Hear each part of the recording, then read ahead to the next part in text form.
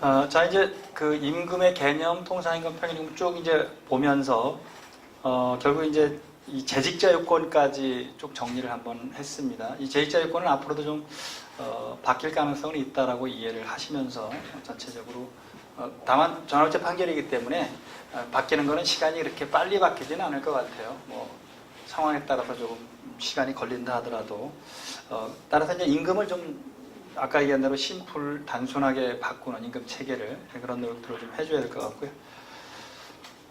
대신 이제 학예휴가비 같은 경우는 또 정기적인 상여금은 좀 다른 부분이죠. 학예휴가를 갈 때 주는 거니까. 그래서 지금 현재 재직 중인 근로자한테만 지급하는, 당연히 학예휴가비는 재직하는 사람만 줄 겁니다. 학예휴가비를 예컨대 뭐 50만 원 주기로 했는데 작년 연말에 그만둔 사람 찾아서 주지는 않을 거 아니에요. 그죠? 학예휴가 갈 때 주는 그런 금품이기 때문에 이건 목적이 분명한 거죠. 재직 중인 근로자에게만 지급하는 개인연금 보험료, 학예휴가비, 귀성료비, 선물비는 통상임금이 아니다. 임금에는 들어갈 수 있을지 모르겠지만 통상임금이 아니다. 이렇게 해석을 해주고 있는 부분들입니다. 이것도 그 여러 가지 명칭들이 있지만 어떻든 통상임금에 들어가느냐, 평균임금에 들어가느냐, 또는 임금이냐 아니냐는 문제들을 같이 이렇게 하는 겁니다. 여기도 휴가시 50% 통상임금 지급하고, 그 다음에 설과 추석 때 그 일정 귀성료비를 주고요. 그다음에 선물비도 주고, 이렇게 개인연금 보험료고 휴가비 이런 등등이 다 있었다는 거죠. 그래서 전체적인 부분에서 이건 재직하지 않는 사람에게는 지급하지 않기로 하는 노사합의가 이루어졌거나 그러한 관행이 확립된 것으로 볼 여지가 있다. 따라서 통상임금은 아니다. 이렇게 한 부분입니다. 그 다음에 이제 이게 신의체 기반 문제가 좀 이론상 복잡하긴 한데, 노사 간에 이제 정기상여금을 통상임금에 포함되지 않는다고 합의를 한 거 아니에요. 단체박을 통해서 계속 그렇게 해왔으니까, 그죠? 근데 이제 이 합의를 무시하고 노조가 됐든 근로자가 됐든 임금을 청구하는 거, 이거는 가능하다라는 거예요. 왜? 무효이기 때문에. 그 합의가 무효이니까 무효를 들어서 결국 정기상여금 통상임금을 넣어달라고 주장하는 것 자체를 뭐라고 할 수는 없다. 이렇게 하는 거죠. 그게 안 된다고 하는 건 아니야. 그런데도 불구하고 이걸 주면 기업이 경영상 어려움을 겪을 상황이 된다라고 하면 또 안 줘도 된다는 게 금반환의 원칙, 뭐 이런 민법 2조를 적용하는 겁니다. 민법 2조 신의칙을 적용하는 그런 틀인데, 논란은 되게 많습니다. 이거는 어떻게 보면 법원이 그동안의 기업주를 위해서, 기업을 위해서 이런 신의칙을 적용해서 왜 안 줄 수 있도록 근거를 마련한 거 아니냐. 그러니까 무효면 무효지, 그게 또 신의칙이라는 걸 왜 적용하냐, 이렇게 비판은 당연히 있었습니다만은, 이제 어느 정도 이제 정리가 됐죠. 대부분의 기업에서 합의해서 끝냈다든지, 뭐, 주고 끝냈다든지 해서, 이제는 어느 정도 넘어간 것 같은 그런 부분들입니다. 그런데 어떻든 여기서 중요한 표현은, 노사가 정기상여금을 통상임금에 제외하기로 합의했다면, 나중에 미지급분을 청구하는 거는 법 위반 문제니까 그 무효고, 무효를 주장해서 청구할 수 있다는 거예요. 근데 이로 말미암아 경영상의 어려움을 초래하거나 기업의 존립을 위태롭게 한다면 신의 성실의 원칙에 위반되어서 법원은 이걸 도와주지 않겠다. 이게 기본적인 핵심이라고 이렇게 보시면 되겠죠. 이때 몇 가지 중요한 내용들이 있어요. 임금협상 과정에서 노사가 정기상여금은 그 자체로 통상임금에 해당하지 아니한다고 오인, 뭐 오인했던, 뭐 알고 했던 모르고 했던, 오인한 나머지 정기상여금을 통상임금 산정에 제외하기로 합의하고 이를 전제로 임금 수준을 정했다면 이미 그건 굳어졌다는 거잖아요. 그죠?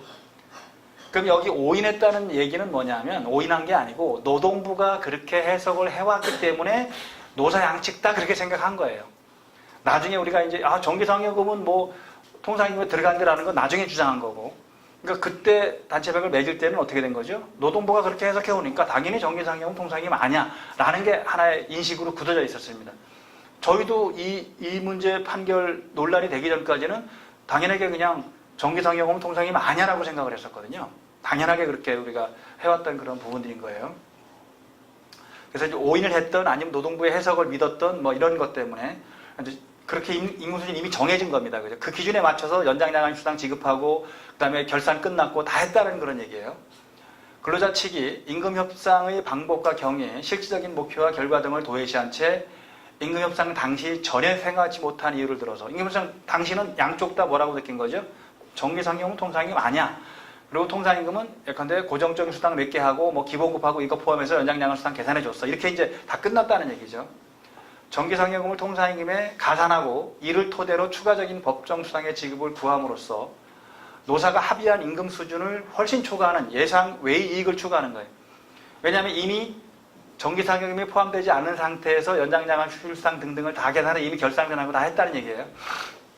그로 말미암아 사용자에게 예측하지 못한 새로운 재정적 부담을 지워 중대한 경영상의 어려움을 초래하거나 기업의 존립을 위태롭게 한다면 이는 전국적으로 근로자체계까지 그 피해가 미치게 되어 노사 어느 쪽에도 도움이 되지 않는 결과를 가져오므로 정의와 형평관념에 비추어 신의칙을 이때 적용하는 겁니다. 신의칙에 현저히 반하여 도저히 응용될 수 없다. 그러므로 이와 같은 경우 근로자 측의 추가 법정수당 청구는 신의칙에 입에대어 받아들일 수 없다. 이게 결국 신의칙을 적용하는 근본적인 이유라고 이렇게 보시면 될 것 같습니다. 근데 이제 2013년 이후에 벌써 우리 시간이 꽤 지났죠. 그 다음에 임금시효는 몇 년이죠? 3년이기 때문에 그때 당시 소송을 제기했던 사업장 이외에는 이제 거의 끝난 거죠. 그죠? 그리고 다 임금 체계를 많이 바꿨잖아요. 정기상여금을 뭐 그냥 매월 주는 걸로 바꾸든지 아니면 정기상여금을 매월 지급하지 않는다 하더라도 통상임에 다 넣어주든지 그리고 이제 옛날 거는 합의해서 왜 지급하든지 안 하든지 당사자이 자유롭게 하면 되는 거니까 대부분 사업장은 다 정리가 된 것 같아요. 지금 소송이 진행되고 있는 사업장만 이제 해당되는 거고 아까 얘기한 큰 사업장도 노사 간에 합의해서 판결 결과는 기업에 불리하게 나왔지만 그냥 기업이 어느 정도 주고 그죠? 100% 준 건 아닙니다. 주고 합의해서 노조가 받아들이고 찬반 투표를 거쳐서 이제 확정되고 금액 지급하면서 끝난 그런 상태들이 되게 많은 거죠. 이제 빨리 법을 바꿔서 이거를 좀 정리를 해줘야 되는데 이거는 손을 안 대는 것 같아요. 계속 법을 안 바꾸고 있는 것 같습니다. 법을 바꾼다고 금방 하더니 아직도 안 바꾸고 있죠. 일본은 이걸 어떻게 했냐 봤더니 아예 그 시행규칙인가 시행령에 예컨대 상여금은 제외 이렇게 그렇게 해놨어요. 그러니까 그건 아예 법에 뭐라고 들어간 거죠? 상여금은 제외 이렇게 돼 있고 그 다음에 식대 같은 거 제외 복지후생 관련해서 뭐뭐 제외 이렇게 그러니까 우리하고 똑같은 임금 체계를 두면서 시행령에 뭐뭐는 제외된다라는 그 단서 조항을 두고 있으니까 싸울 일이 별로 없는 거죠. 큰 틀에서. 그 다음에 일본 같은 경우는 적어도 기본급이 한 70%는 돼요. 그러니까 별로 이렇게 따질 일이 없거든요. 근데 우리는 아까 일부 기업장이 기본급은 한 30~40%밖에 안 되고 왜 나머지를 다 연장량한 휴일수당으로 주는 그런 임금 체계가 문제였던 그런 틀이죠. 어떻게 보면 자가당착일 수도 있습니다. 이득을 받던 부분만큼 다시 물어내야 되는 문제가 생길 수도 있는 거죠. 자, 그 다음에 이제 실제 어떤 경우에 신의칙을 적용한가라는 걸 한두 가지 사례만 같이 보겠습니다. 근데 요거는 이제 그 항공사 사건 같은데 여기는 보면 전체 1년의 인건비가 자본금은 8천억인데 자본금은 중요하지 않고 1년의 인건비가 약 6,817억 원이에요. 1년의 인건비가. 그런데 이 상여금을 통상임금에 넣으면 1년에 약 93억 원의 추가 지출이 되는 거예요. 즉 6,817억 원에 93억 원이면 이거는 1.3%에 불과하다. 그러니까 이걸 더 준다고 하더라도 기업이 그렇게 경영상 어려움을 겪을 건 아니다. 그러니까 그러면 결론은 뭐다? 요거는 줘라 이렇게 한 거예요. 자, 금액으로 봐서 93억이 많은 것 같지만 인건비 전체를 따져봤더니 그거는 속칭 그냥 껌값이다. 그러니까 줘라 이렇게 했던 거예요. 그러니까 신의칙을 적용하지 않겠다. 그러니까 당연히 지급하라고 한 그런 판결이고 비교해서 이제 다음 걸 보면 요거는 금액으로 따지면 1년에 약 3억 정도를 더 주는 거예요. 1년에 약 3억 정도. 근데 이 회사는 매출액이나 이런 게 상당히 적은 겁니다. 아까 아시아나는 인건비만 해도 6,817억이 됐는데 이건 얼마 안 되는 그런 회사죠. 그죠? 근데 이 회사가 예컨대 2009년에 약 2억 6천만 원, 2010년에 2억 8,500, 2011년에 약 2억 9천, 2012년에 약 3억 8,900만 원, 요게 그러니까 한 12, 3억 되겠죠. 근데 이거를 주면 이 회사는 망한다는 거예요. 그러니까 이 회사는 주지 말라고 판결을 한 겁니다. 이렇게. 그래서 이러한 사정들을 종합해 보면 피고는 이 사건 상여금이 통상임에 해당한다는 점을 인식하지 못한 채 그동안의 사회적 인식과 관행에 따라 노동조합과 사이에 이 사건 상여수당을 통상임에서 제외하는 내용의 단체별과 체결하였고 이 사건 상여금이 통상임에 산입될 경우 근로자들은 당초 노사 간 임금협상 등을 통해서 받은 이익을 초과하는 예상 밖의 이익을 기대할 수 있고 경영자는 예상하지 못한 지출이 나간다 본 거죠. 한편 피고로서는 예측하지 못한 새로운 재정적 부담을 지게 되어 중대한 경영상의 어려움을 초래한다고 볼 수 있는 사정이 인정된다. 그러니까 이거는 또 판사가 판단할 수밖에 없는 거예요. 구체적인 사정에 따라서 이 회사는 뭐 괜찮네, 지급해, 이렇게 할 수도 있고, 이 회사는 아유 어려워, 그럼 지급하지 마, 이럴 수 있는 거죠. 결국 법원의 판단을 받을 수밖에 없는 건데, 더 중요한 건 노사간에 법원에 가서 판단을 받을 게 아니고 서로 합리적인 방안을 만들어서 합의하고 그 다음에 그 합의에서 끝나는 게 가장 바람직합니다. 왜냐하면 노사 문제는 계속적인 관계잖아요. 한번 소송을 통해서 뭔가 결정이 되면 계속 그게 앙금이 남아요. 그러니까 노사 관계는 싸운다 하더라도 왼수같이 싸우면 안 됩니다. 적당하게 싸워야 돼요. 적당하게. 그 적당선을 넘어서는 순간에 회사는 어떻게든 그 상대방을 죽이려고 할 거고요. 그 다음에 근로자도 노동조합도 한번 당한 게 있으면 그게 머릿속에 있어서 교섭할 때마다 그냥 상대를 괴롭히려고 하는 부분으로 간다는 거죠. 이게 이제 사회현상 중에서 그냥 우리가 거래 관계를 할 때 이 태도, 이거를 분석한 거를 보니까 일회적인 거래 있잖아요. 일회적인 거래. 한 번만 보고 마는 사이에서는 자기 이득을 최대화시키는 게 거래 묘미라고 합니다. 한 번만 보고 안 보는 사이에서는 일단 내 이득을 최대화시키는 게 최고라고 합니다. 그런데 여러 번 보는 관계, 계속적으로 보는 관계는 상대방 이득과 내 이득을 적절하게 조화하는 게 장기적으로 이득이라고 얘기를 해요. 거래 관계에서 볼 때. 그럴 수 있죠. 우리가 왜, 제가 이제 지난번에 아프리카에 가서 강의를 할 때 한국에 갔다 온 사람 손들어 그랬더니 갔다 온 사람이 한 몇 명 돼요.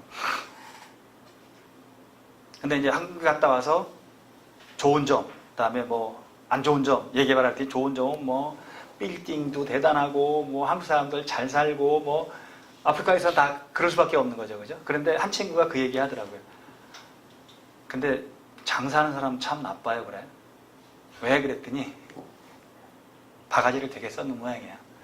좀 왜 그 촌스럽게 하고 왔는지 모르겠지만 잠깐 어디 가게 들어가는데 뭐 딴 데서 하면 예를 들면 우리도 왜 그 이 인터넷에 검색해보고 왜 가게 들어가서 비교해서 보잖아요. 대부분 그냥 가서 바로 사진 않습니다. 근데 걔네들은 그런 걸 모르니까 일단 가게 들어가는데 아마 그 가게 주인이 어차피 다시 올 거 아닌 애들이니까 그냥 바가지 비슷하게 씌웠겠죠. 이제 얘기는 그런 거예요. 근데 이제 자기가 사고 기분이 좋은 게 아니고 나중에 어디 뭐 누가 얘기를 하는데 그거 뭐 2,000원이면 사는 걸 뭐 한 10,000원 주고 이렇게 막 샀는 모양이에요. 그러니까 돈 8,000원 차이지만 이 친구는 되게 기분 나쁜 거잖아요. 그러니까 이제는 자기 혼자만 기분 나쁜 게 아니고 기분 나쁜 걸 요즘 어디다 풀죠? 이것도 이제 뭐 SNS에다 이제 한국에 가지 마라, 한국에 가면 어디 가지 마라, 또 한국에 가면 뭐 사지 마라, 이제 도배를 하는 거죠. 그죠? 도배를 하면 그걸로 끝나는 게 아니고 또 요즘은 확산의 법칙이 있어가지고요. 자, 그러면 그 상인은 한 번만 볼 거라고 생각을 해서 아마 자기 이득을 최대화 시켰었겠죠. 그죠? 근데 이제 뒤집어 놓고 보면 요즘 세상은 한 번만 거래하는 게 없습니다. SNS나 이런 게 다 연결되기 때문에 이제는 계속적인 거래예요. 그러니까 상대방의 이익을 배려하지 않는 사람은 이제는 사업을 하기도 어렵고 이런 등등이 되는 거죠. 노사 문제는 계속적인 거래 관계예요. 한 번만 보는 관계 절대 아닙니다. 내일도 봐야 되고 모레도 봐야 되고 내년도 봐야 되고 우리가 정년까지 고용이 보장되면 정년까지 얼굴 봐야 되는데 그걸 한 번만 보는 거래 관계로 생각을 해서 내 이득을 최대화시키면 상대방은 반드시 응징을 합니다. 그 응징을 눈에 보이게 하는 방법도 있고 눈에 안 보이게 하는 방법도 있다는 거예요. 그래서 노사 문제를 풀어가는 거는 결국 50대 50의 게임으로 가야지 100대 빵으로 이기려고 그러면 안 돼. 상대의 목도 50이 있다는 걸 인정하는 순간에 서로 이해가 되는 거지. 나만 옳고 상대는 틀렸다고 생각하기 시작하면 이제 그거는 관계 자체가 안 되는 겁니다. 그래서 이례적인, 나중에 여러분 비즈니스를 하시더라도 저하고 여러분들은 이례적인 관계일까요? 계속적인 관계일까요? 이례적인 관계죠, 오늘. 그죠? 그런데 제가 만약 여러분들한테 소홀히 하거나 강의를 현장케 하면 뭘 하죠? 돌아가셔가지고. 그죠? 막 뭐라고 이제 왜 화풀이 하죠? 이게 뭐 강의는 현장케 하는 게 말은 많고 막 등등 하면서 이제 여기저기 퍼날려면, 그죠? 그럼 그다음부터는 그거는 이제 시쳇말로 인기 없는 강사가 되거나 이제 그런 부분이 되는 거죠. 그러니까 이제는 앞으로는 만나는 사람 모두가 고객이고 만나는 사람 모두와 이제 계속적인 관계라는 겁니다. 그러니까 누구 하나도 소홀히 할 수 없는. 자, 이제 기업 입장에서는 일하시는 분들한테 진짜 잘해줘야 돼요. 일하는 사람이 행복해야 성과를 내는 게 기본적인 틀이잖아요. 그러니까 옛날엔 시켜서 일하는 게 원칙이 있었고 생산직은 기계에 따라서 막 하면 되는데 이제 그런 사람들 별로 없거든요. 다 기계가 하고. 이제 사람이 하는 건 뭐죠? 자발성을 끌어내요. 자발성. 그 자발성이라는 건 강제하고 억지로 하는 게 나타나는 게 아니죠. 스스로 하게 만들어야 된다는 거죠. 이제 인사관리나 이런 것들도 조금 더 고차원적이고요. 그 다음에 잘 되는 기업들을 분석해 봤더니 결국 그겁니다. 스스로 자발적으로 일하게 만드는 조직 문화가 있다는 거예요. 그걸 위해서 경영자는 그러한 조직 문화를 끌어가기 위해서 여러 가지 방법들을 동원하지만 결국 스스로 자기가 선택을 해서 하면 신나게 하는데 시켜서 하는 건 열심히 안 한다는 거죠. 그냥 눈에 보이는 것만 하게 되는 거예요. 이런 게 많다는 겁니다. 그래서 어떻든 이 신입측 관련 부분들도 저는 굳이 소송까지 가지 말고 당사자가 잘 풀어가야 된다는 얘기가 기준점을 정해서 그거 가지고 연장량한 협상 다 했잖아요. 그죠? 그렇다면 그걸로 끝내주는 것도 한가지 예의예요. 근데 그 합의한 걸 법에 위반되니까 청구한다. 거기까지도 좋은 거예요. 그죠? 근데 청구하는데 그냥 소송으로 가서 악착같이 다 뺏으려고 하지 말고, 그렇죠? 당사자 간에 조금 양보하면서 내가 받을 게 100원이라 하더라도 이미 다 지나간 거니까 그냥 20원 받을 테니까 좀 서로 합의합시다 라는 것도 저는 좋다고 보거든요. 계속적인 관계이기 때문에. 막말로 얘기해서 다시 안 볼 사람 같으면 그냥 악착같이 100원을 뜯어내는 것도 방법이지만 그렇게 바람직할 건가라는 거는 저는 좀 아닌 것 같아요. 그래서 거래 관계에서 계속적 관계에서 윈윈하는 것은 상대의 몫을 인정해 주는 건데 노사관계는 계속적인 관계라는 거예요. 노사관계는 한 번 보고 안 보는 관계 아닙니다. 특히 여러분들 왜 나중에 전직 같은 거 할 때 이 회사 다시는 안 볼 것 같죠? 반드시 또 봅니다. 그 다음에 요즘 평판조회를 사실은 그렇게 하면 안 되는데 전 직장에 평판조회를 해요. 원칙은 그렇게 하면 안 됩니다. 왜 그렇죠? 전 직장에 만약에 평판조회를 했는데 아유 그 사람은요 사고뭉탱이고요. 그 쓰는 순간에 당신은 장은 망합니다. 그러면 채용 안 할 거 아니야. 그럼 결국 어떤 행위를 한 거죠? 그렇죠. 취업 방해를 한 거잖아요. 그러니까 전 직장에 이게 평판조회를 하는 거는 논리적으로는 맞지는 않아요. 전문기관이 활용하는 건 모르겠지만. 자, 그런 부분에서 이제 평판이라는 건 무섭습니다. 한 번 정해진 평판은 바꾸기도 어려워요. 그러니까 나하고 회사하고 거래하는 게 한 번만의 거래가 아니고 평생 갈 수 있다고 보는 거죠. 그러면 이제 서로 잘해야 되는 거잖아요. 근데 그거를 놓치는 순간에 이제 개인적으로도 잘못하면 매장당할 수 있고요. 조직도 한 사람한테 뭘 잘못함으로 해서 조직이 망할 수도 있는 거예요. 그 한 사람이 조직을 망가뜨리기도 합니다. 그 한 사람 별거, 뭐 수십 명 중에 한 명인데라고 하겠지만 그 한 사람이 조직을 망가뜨리기도 하는 게 그런 거예요. 특히 SNS나 기타 요새 뭐 유튜브라든지 등등등 얼마나 많습니까? 그죠? 그런 것들에 대해서 막 악선전하고 이렇게 하게 되면 기업 이미지는 굉장히 나빠지는 부분들이니까.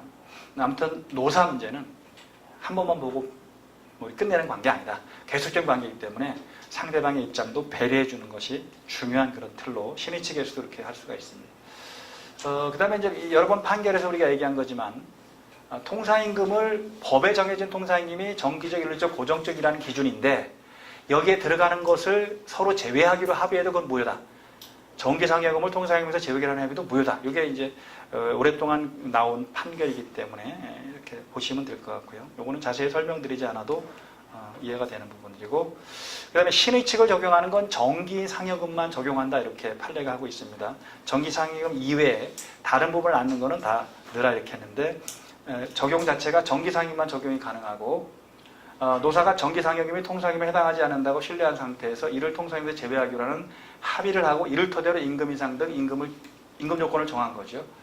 이와 같은 합의에는 단체배분이 아니고 묵시적인 합의나 근로 관행도 포함시키고 있습니다. 넓게 봐준 거죠. 이 판결로 그와 같은 노사 합의가 무혐의 선언된 이후에는 그와 같은 신뢰가 있을 수 없으니 명백하므로 신의 측 법리는 이 판결 이후의 합의에는 적용될 수 없다. 그러니까 2013년 12월 18일 이전에만 적용되는 거고 그 이후에는 그런 합의를 하더라도 신의칙을 적용할 수 없다. 그런 내용들이죠. 이미 꽤 오래된 시간이 됐고요. 이후 근로자가 그 합의에 무효를 주장하여 추가 임금을 청구할 경우 그로 인해 예측하지 못한 새로운 재정적 부담을 떠안을 기업에게 중대한 경영상의 어려움을 초래하거나 기업의 존립이 위태롭게 될 수 있다는 것이 이 사정이 있어야 되고 추가적인 재정적 부담이 그 정도에 이르지 않는 경우는 신의칙 적용 불가. 이게 이제 대법원 전합재판에서 얘기한 거고 그래서 실제 사례에서 아까 그 항공사에서는 93억 원인데도 불구하고 그거는 전체 인건비의 1.3%밖에 안 되니까 줘라 이렇게 했고요. 그 다음에 아까 광양에 있는 그 순천지법에서는 1년에 3억씩밖에 안 나가지만 이 회사는 3억이 되게 큰 거예요. 그러니까 그걸 12억을 주고 나면 회사가 망할 정도니까 주지 마라 이렇게 한 거죠. 그러니까 금액의 다과도 따져보겠지만 그 회사 실정이 어떠냐, 지불 능력이 어떠냐 이런 등등을 종합적으로 봐서 검토한다는 거죠. 그 다음에 기아차 같은 경우도 대법원 판결 아니지만 지방법원 판결에서 뭐라고 했죠? 그때 4천 매덕인가 일단 내릴 때 신의칙을 주장했잖아요. 고등법원에서 이렇게 할 때 회사 측이 신의칙 이거 주고 나면 우리가 망한다 했더니 아니야 기아차 그동안에 이렇게 많이 남았어. 그거 좀 너가 망하지 않아. 그러니까 그거 얘기하지 마. 그렇게 하고. 근데 문제는 기아차는 더 큰 문제가 뭐였었냐면 그게 2008년부터 2012년까지 3년 것이라는 거예요. 그 판결문 4천억이 나온 게 4천 매덕이. 그러면 2013, 14, 15, 16, 17, 18, 19 이렇게 해서 그 시효를 중단시켜 놨다 그러는 거죠. 중단시켰겠죠 당연하게. 그게 이제 훨씬 많은 1조 단위가 넘는 거죠. 그러니까 부랴부랴 노사간에 합의해서 언제까지 들어온 사람 얼마 얼마 해서 이제 왜 한 사람당 한 2천 얼마인가 3천 얼마 이렇게 3천만 원 정도 이렇게 되는 걸 가지고 왜 그냥 다 합의해버린 거죠. 그동안에 있던 거 다 우리가 없던 걸로 하자. 그리고 이제 지금부터 새로운 거 가지고 하자 이렇게 한 부분들이죠. 금액이 그래서 막 그때 당시 이 통상임금 문제가 뭐 40조자 뭐 경영계가 막 그렇게 했지만 실제는 신의칙 적용해버리니까 근로자들 돌아온 게 그렇게 많지 않은 그런 부분도 있었습니다. 이 판결이 신의칙 적용 요건 이렇게 보시면 될 것 같고 대신 이 신의칙 적용 요건은 굉장히 신중하고 엄격하게 판단해라. 함부로 신의칙을 가지고 근로자의 임금을 안 주도록 하지 말라는 판결이 나오고 있어요. 신의칙을 적용하되 좀 신중하게 그러니까 가능하면 신의칙 적용은 하지 말라는 그 의도가 판결에 포함되어 있는 겁니다. 왜 그러냐면 근로기준법은 강행규정이다. 근데 이 강행규정을 신의칙 민법 2조를 가지고 막는 거 이게 비판을 되게 많이 받았거든요. 비판을 많이 받으니까 이제 조금 법원도 반성을 한 겁니다. 함부로 신의칙 쓰지 말아라. 그 칼은 무서운 칼이다. 그리고 강행법규를 잠탈할 수 있다. 강행법규. 근로기준법을 무력화시킬 수 있다. 그러니까 함부로 쓰지 말라는 얘기가 여기 들어있는 겁니다. 그래서 여기 이제 판결 내용을 좀 보면 기업을 경영하는 주체는 사용자이고 기업의 경영 상황은 기업 내외부의 여러 경제적, 사회적 사정에 따라 수시로 변할 수 있고 통상임금 재산정에 따른 근로자의 추가 법정 수당 청구를 중대한 경영상 어려움을 초래하거나 기업 전류를 위태롭게 한다는 이유로 배척한다면 기업 경영에 따른 위험을 사실상 근로자에게 전가시킬 수 있고 이것도 중요한 표현이죠. 그런 위험은 경영자가 지라는 거예요. 따라서 근로자의 추가 법정 수당 청구가 사용자에게 중대한 경영상의 어려움을 초래하거나 기업의 존립을 위태롭게 하여 신의치가 위반되는지 여부는 신중하고 엄격하게 판단해야 된다라는 기본 취지를 설명한 거고요. 정기상여금 및 통상임금에 포함될 경우 피고 소속 근로자의 통상임금이 약정 통상임금보다 상당히 증가하여 그로 인하여 피고가 지급해야 할 임금 총액도 상당히 증가하여 당초 예측하지 않았던 새로운 재정적 부담이 될 수 있다고 하더라도 그러한 사정이 추가 법정 수당의 지급으로 인하여 직접적으로 피고에게 중대한 경영상 어려움을 초래하거나 기업의 존립을 위태롭게 한다고 볼 충분한 근거는 될 수 없다. 그러니까 가능한 한 신의칙은 적용하지 말라는 취지로 이렇게 보시면 되겠습니다. 왜? 그러면 근로기준법이 형해화된다고 하나요? 그죠? 있어야만 한 법이 될 수도 있다라는 개념들을 대법원이 보고 있다. 이렇게 보면 되겠죠.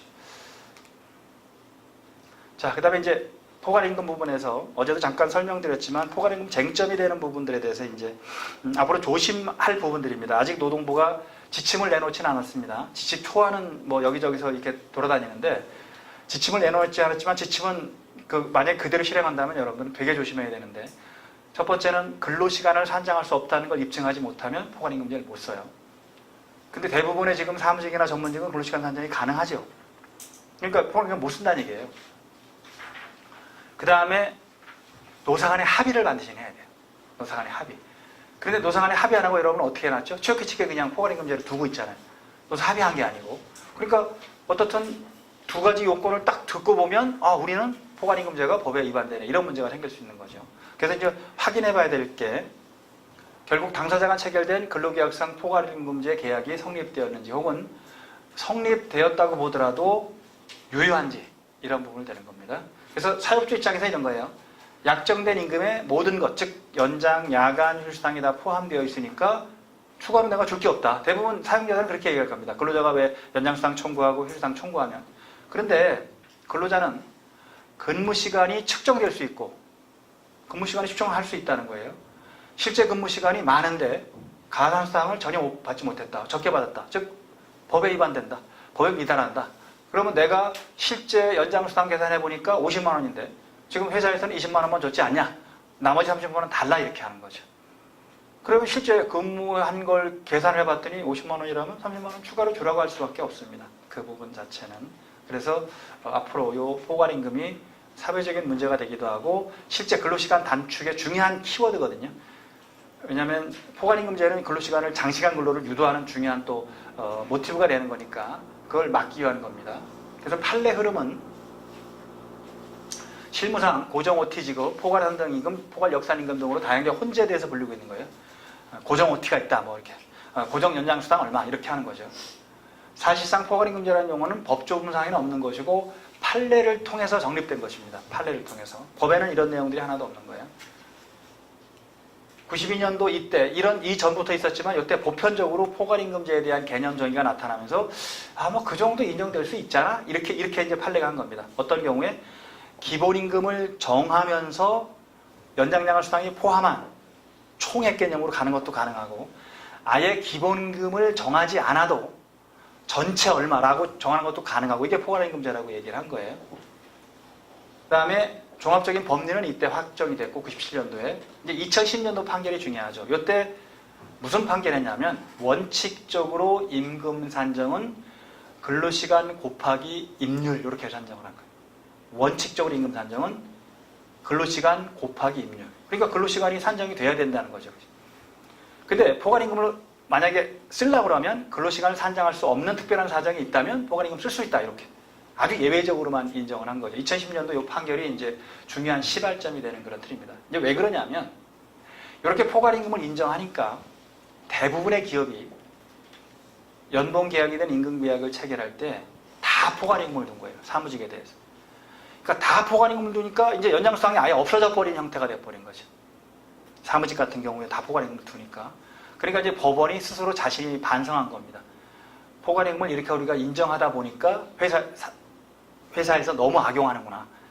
악용하는 걸 막기 위해서 2010년도에 그 말을 낸 거예요. 이제 그러고 나니까 노동부도 근로시간을 단축해야 되는데 실근로시간이 단축이 안 되니까 포괄임금제를 건드리고 싶은 겁니다. 다만 지금까지는 근로시간 단축에 대한 반발들, 그거 시행하는 데 대한 문제들이 생기니까 포괄임금제 지침을 만들어 놓고 아직 공표를 안 하고 있는 거예요. 그 지침 내용은 판례가 하는 얘기가 똑같은 거예요. 근로시간을 산정할 수 없어야 된다. 노사간에 합의해야 된다. 그 다음에 그 합의도 근로자한테 불리하지 않아야 된다는 전제 조건에. 그러니까 그걸 지키려고 하면 사실 회사에서는 포괄임금을 쓸 이유가 별로 없는 거죠. 그죠? 그때 계산해 주는 게 낫지. 그 다음에 또 포괄임금이 형평성이 안 맞는다고 말씀드렸죠. 계속 연장근로 하는 사람과 계속 정시 땡 하는 사람과 월급이 같은 거, 이게 합리적인가, 논리적인가, 이런 부분은 조금 우리가 비판받는 그런 부분이 있다는 거죠. 그래서 이제 시사점은 뭐냐면, 최근의 판례는 근로시간의 특정이 어렵지 않은 경우라면 당사자 간 합의하더라도 포괄임금제 약정의 성립을 인정하지 않는 등 적용이 매우 엄격해지고 있는 거죠. 예외적으로 포괄임금제를 시행할 수 있는 경우, 근로시간 산정이 측정이 곤란한 경우가 아니라면 실제 근로시간과 비교한 추가 정산의 가능성이 큰 점을 염두에 둬야 됩니다. 왜? 부족한 거는, 좀 미달하는 거는 더 주라고 하는 부분들이기 때문에 이런 내용이 나오는 거죠. 실무적으로 우리가 한번 점검해 볼 거예요. 여러분 회사에서. 우리 회사의 근로시간은 정말 측정하기 어려울 정도인가?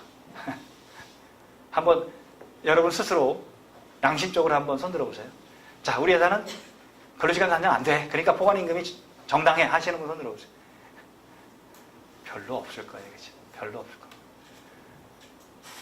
실제로도 이걸 엄격하게 적용해버리면 이제 임금은 다 근로시간 산정을 해서 거기에 임률을 곱해 산정할 수밖에 없는 그런 한계점이 있다 이렇게 보시면 되겠죠. 근로시간의 측정이 어렵지 않은 상황에서 고정수당이 지급되고 있다면 실제 근로시간을 기준으로 산정한 계산한 경우와 불이익은 존재하지 않는지, 즉 실제 계산해 보니까 근로자한테 유리한지 불리한지를 보자라는 거죠.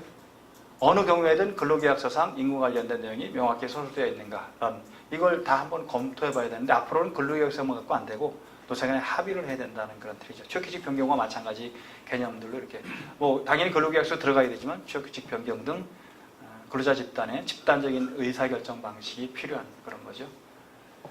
자, 이게 이제 2010년 판결입니다. 이 판결은 아주 중요한 판결이라 제가 처음부터 끝까지 한번 이렇게 같이 한번 읽어보면서 여러분들한테 설명드릴 거예요.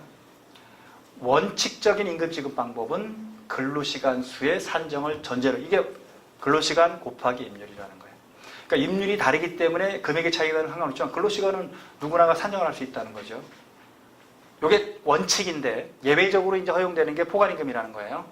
사용자와 근로자 사이에 기본임금을 미리 산정하지 않은 채, 즉 기본급이 없어도 된다는 겁니다. 법정수당까지 포함된 금액을 월급여액이나 일당임금으로 정하거나, 그러면 예컨대 월급여 200만 원의 연장수당 포함 이렇게 하거나 월급여 300만 원의 연장야간 휴일수당 포함 이렇게 하는 것도 가능하다는 얘기예요. 판례는. 기본급을 안 정하고 하는 것도 가능하다라고 하는 겁니다. 근데 이제 나중에 이런 결론이 나오면 그러면 유리분리를 뭘로 판결할 거냐라는 문제가 또 나타나요. 그죠? 그러니까 기본급이 없다는 건 지금 통상임금을 산정하는 기준점이 없어버리는 거거든요. 그러면 결국 할 수 있는 방법은 최저임금 가지고 할 수밖에 없는 틀이 아마 있겠죠. 그러나 어떻든 이 판례는 최저임금이 없을 때 나온 판결일 수도 있고 옛날 기준에서 나온 건데 지금 2010년도라면 뭔가 바꿨어야 되죠.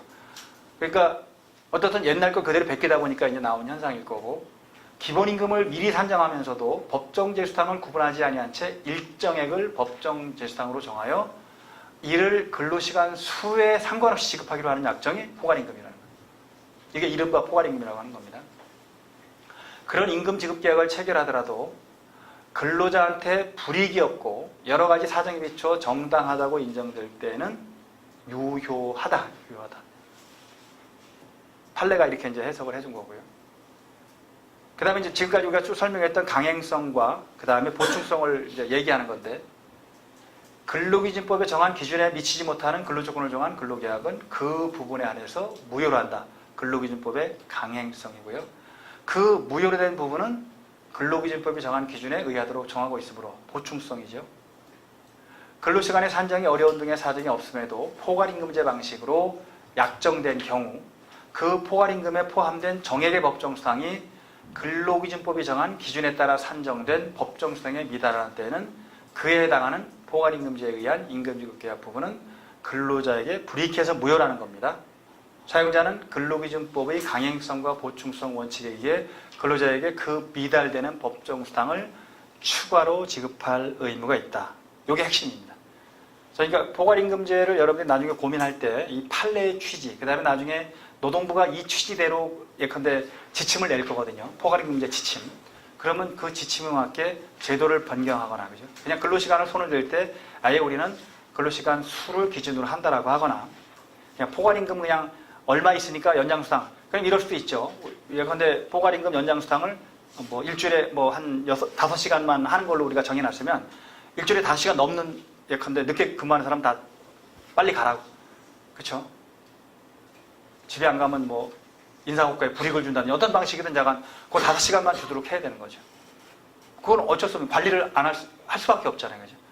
그래서 이제 삼성 같은 경우도 부서장들의 역할이 요즘은 뭐냐면 잠깐 그 52시간 넘지 않게 만드는 게 부서장들의 역할이에요. 그래서 왜 어떤 사람이 하다 보면 주초에 연장근로를 많이 하잖아요. 그죠? 그럼 그다음부터는 아예 연장근로 못하게.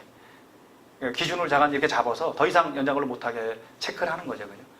그러면 빨리 퇴근하라고 한다든지 근로시간을 줄이라고 한다든지 이런 방식으로 한다는 거죠. 이것도 여러분들이 회사가 관심을 가져야 될 부분이기도 하고, 이제 근로시간 단축이 어느 정도 정착이 되면 아마 포괄임금제 부분이 가장 중요한 또 이슈로 떠오를 수밖에 없는 주제이기 때문에 관심을 가져주시기 바랍니다. 자, 그러면 벌써 점심 먹을 때가 됐나요? 점심을 먹고 우리는 1시에 뵙도록 하겠습니다.